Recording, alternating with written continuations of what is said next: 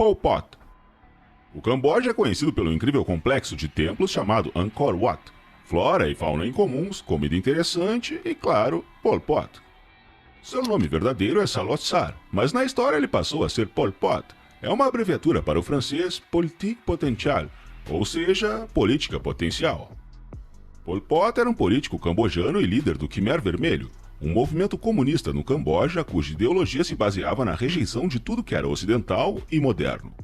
Ele seguia uma política de terror que, de fato, era semelhante ao genocídio. O líder do Khmer Vermelho foi responsável pela morte de milhões de civis. Na guerra contra a classe burguesa, os partidários de Pot não se esquivaram de nenhum meio. As ideias de humanidade e misericórdia eram estranhas para eles. Pela ordem de Pol Pot, a população urbana foi enviada para campos de trabalho forçado e membros da classe instruída foram exterminados em todo o país. Qualquer pessoa que discordasse da política de Pol Pot seria recebida com represálias brutais. Como resultado dessa loucura, o país perdeu cerca de 1/4 de sua população em apenas alguns anos, o que é assustador. Oliver Cromwell. Oliver Cromwell é uma figura histórica tão importante para a história da Inglaterra quanto Lenin é para a história da Rússia ou Napoleão para a história francesa. Mas a importância de Cromwell não nega o fato de que ele era muito mau, cruel e, em muitos aspectos, uma pessoa desumana. Ele entrou para a história como um estadista e líder militar que travou a Guerra Civil Inglesa em meados do século XVII. Ele também é lembrado como um protestante feroz que odiava fanaticamente os católicos. Ele acusou os católicos de heresia e exortou seus concidadãos a combatê-los. Não é surpresa que muitas pessoas odiavam Cromwell loucamente. O povo inglês continuou a odiar ele, mesmo depois de sua morte. Idi Amin. Idi Amin foi declarado em algumas crônicas históricas como o açougueiro de Uganda. Ele esteve no poder de 1971 a 79. Durante esse tempo, ele criou um dos regimes totalitários mais brutais, não apenas da África, mas do mundo inteiro. Idi Amin engajou-se na repressão. Criou esquadrões terroristas que massacraram seus oponentes e investiu o máximo possível no exército. Estima-se que entre 300 mil e 500 mil cidadãos de Uganda se tornaram vítimas potenciais de sua repressão, sendo 2 mil sendo assassinados pessoalmente por ele. Embora o malvado tirano tenha sido derrubado, ele não foi perseguido. Ele não foi preso e não foi levado a julgamento até a sua morte. Das figuras públicas mais brutais e desumanas aos criminosos mais perigosos da história. Em seguida você aprenderá até onde a vingança, o desejo por dinheiro e a fama podem levar uma pessoa. Como os infratores da lei mais implacáveis do mundo são mantidos em prisões. E se realmente havia pessoas mais assustadoras do que Hannibal Lecter. Em 2006, Pedro Alonso Lopes foi listado no livro de recordes mundiais do Guinness como o criminoso mais perigoso da história. O homem, como ele mesmo admite, matou mais de 300 pessoas em 3 países. Pedro Alonso Lopes nasceu em 1948 em uma família muito disfuncional.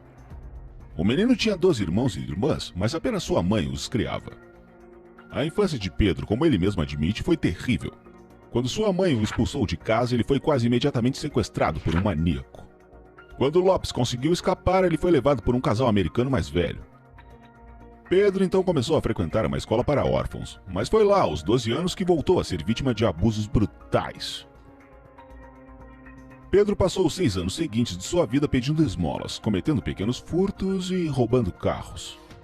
Ao chegar à idade adulta, Pedro encontrou o maníaco que o havia mantido refém quando criança e se vingou brutalmente. Um tribunal pós-assassinato considerou o relacionamento anterior do agressor com a vítima um fator atenuante, e Lopes foi mandado para uma prisão por 8 anos. Após sua libertação, Pedro mudou-se para o Peru, onde continuou sua caçada brutal. Mais tarde, ele disse à polícia que em 1978 tinha cerca de 100 vítimas em sua lista. Ele foi detido no Equador, onde uma de suas vítimas fugiu para lá e denunciou ele à polícia. Após sua nova prisão, Lopes recebeu uma grande sentença de 16 anos. Mas depois de 14 anos na prisão, ele foi secretamente transferido para um hospital psiquiátrico na Colômbia. Em uma entrevista de sua cela na prisão, Lopes se descreveu como o homem do século e disse que estava sendo libertado por bom comportamento. No entanto, as autoridades claramente não pretendiam conceder liberdade a um criminoso tão perigoso. Em agosto de 1994, Lopes foi libertado de uma prisão equatoriana, mas quase imediatamente preso novamente como imigrante ilegal. Logo, ele foi entregue às autoridades colombianas, que o acusaram de um assassinato de 20 anos. Ele foi declarado louco e internado na enfermaria psiquiátrica do Hospital de Bogotá. Em 1998, ele foi declarado são e libertado sob fiança de $50, sujeito a certas condições. Mais tarde, ele se escondeu.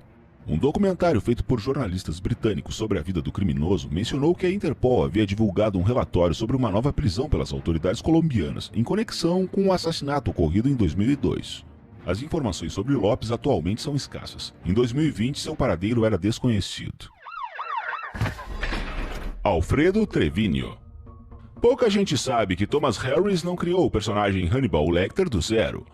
Lecter não é apenas uma invenção da imaginação do escritor que deu ao mundo O Silêncio dos Inocentes, mas um personagem criado em grande parte pelo protótipo de Alfredo Bali Treviño. Na verdade, Treviño é o verdadeiro Hannibal Lecter. A única coisa assustadora é que Lecter é apenas o personagem dos filmes e livros, enquanto Treviño andava por aí entre nós.